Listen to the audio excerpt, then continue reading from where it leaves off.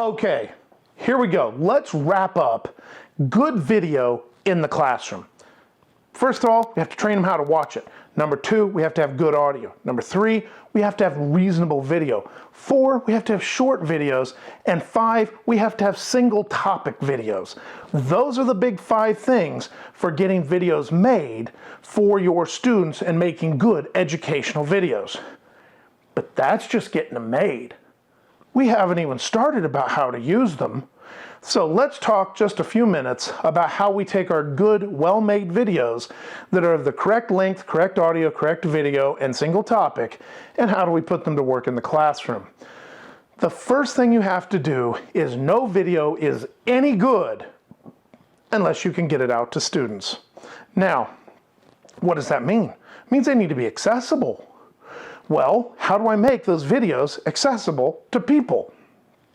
Easiest thing in the world is either on Google Drive or YouTube or a video hosting platform depending on the rules of your district. Google Classroom or Google Drive is great if you're a Google school. It's all up there, it's all on the cloud, it's accessible anywhere students can access Google and the internet. So that is a great place to store videos. Second thing is, let's talk accessibility. What if a student doesn't have internet? What if a student doesn't have access to cellular data service? The advantage of having them on Google Drive is they can be downloaded to a flash drive. And that flash drive, for $5 for a couple gigabytes, can be handed to a student, and that student can plug it in to either their home computer. They can plug it into their school-provided device, whether it be loaner, whether it be one that's issued to them by the school. However the school works out getting that student digital access, that USB drive can provide all the video components to students and help close that digital divide for some of our students that we have in every single district. And I mean every district. If you think there's a student in your school because your school is affluent or your school is whatever, you're lying to yourself. You have students that don't have access. There is a digital divide. But there are also ways that we can address digital divides as long as we admit that they're there. So one of the great things about putting videos on a Google Drive is that you can now move them onto a USB drive and hand that USB drive off to a student. So that's a great example. Additionally, my personal favorite is YouTube. Now I show you this for YouTube. This is my go-to for YouTube demonstration because that's where I get YouTube. That's where most of my students get YouTube.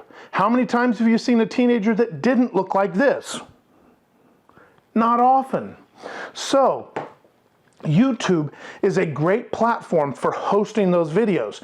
You can still, by the way, for any kid that doesn't have access to that, you can download your videos that you have made because you have access to them. You can download them and put them on a USB drive. It's a little bit more cumbersome than the Google Drive option, but it's definitely doable.